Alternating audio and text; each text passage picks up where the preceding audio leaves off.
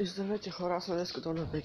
Днес ще ви покажа как лак разяжда стеклофор. Ето може да видите какви дупки има тук. Но да се вижда нещо. Така. Върви. Слагаме тук лак.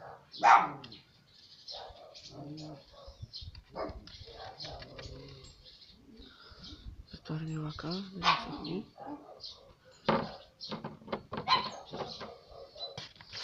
И виждате тук. Чакайте да взема камерата. Подложа телефона.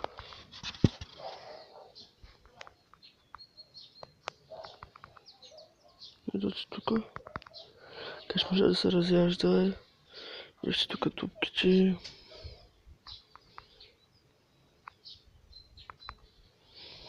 Тук почна се разяжда. След малко ще се върна с някакъв друг експеримент. До скоро. Така, пак съм тук. Сега ще видим дали... Опа, изчакайте върху бърката. Ще видим дали ще се запали това.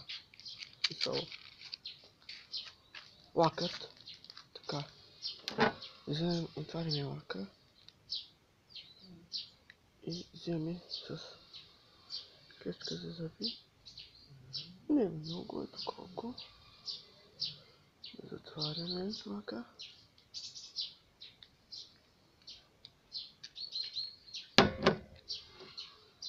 Така.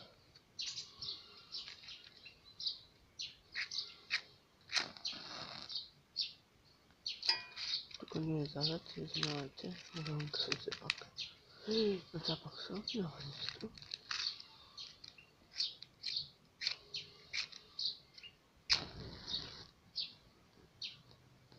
Ето виждате, че гори. Видяхте ли? Ще го направим отново, изчакайте. Даже толкова ще сложим повече. Така. Обещавам другия път ще съм намерил по-добър начин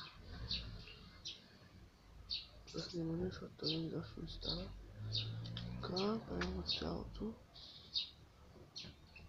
Цялата клечка е в... Чакай, защото май не се вижда.